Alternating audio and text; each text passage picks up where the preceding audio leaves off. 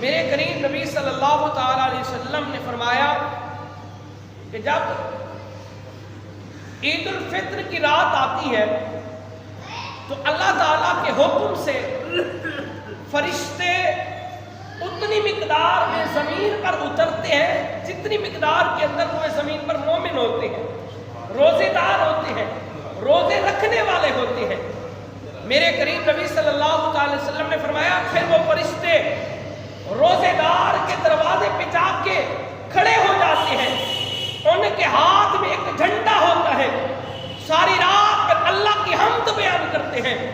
اللہ کی ثنا بیان کرتے ہیں، اللہ کی بڑائی بیان کرتے ہیں، اللہ کی عظمت بیان کرتے ہیں،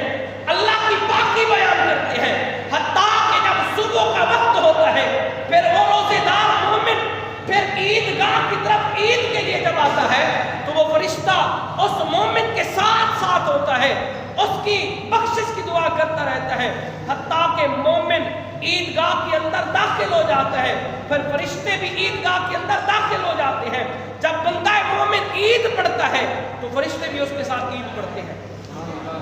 جب عید پڑھتے ہیں نا پھر بندہ مومن اس حالت کے ساتھ پھر واپس گھر لوٹتا ہے، حتیٰ کہ اس کی بخشش ہو جاتی ہے۔ پھر بندہ جب گھر داخل ہوتا ہے نا تو وہ فرشتے بندے سے جدا ہوتے ہیں، اللہ کی بارگاہ میں حاضر ہو جاتے ہیں۔ اللہ کی بارگاہ میں جب پہنچتے ہیں نا اللہ پوچھتا ہے، سوال کرتا ہے، اے فرشتوں کہاں گئے تھے، کہاں سے آ رہے ہو؟ فرشتے عرض کرتے ہیں باری تعالیٰ تو سب سے زیادہ علم رکھنے والا ہے، تو جاننے والا ہے ہم کہاں گئے تھے۔ فرشتے عرض کرتے ہیں باری تعالیٰ ہم روئے زمین پر گئے تھے، تیرے حکم پر روزے دار کے دروازے پہ کھڑے رہے، اس کی بخشش کی دعا کرتے رہے، تیری حمد و ثنا کرتے رہے۔ اللہ فرماتے ہیں فرشتوں پھر گواہ ہو جاؤ،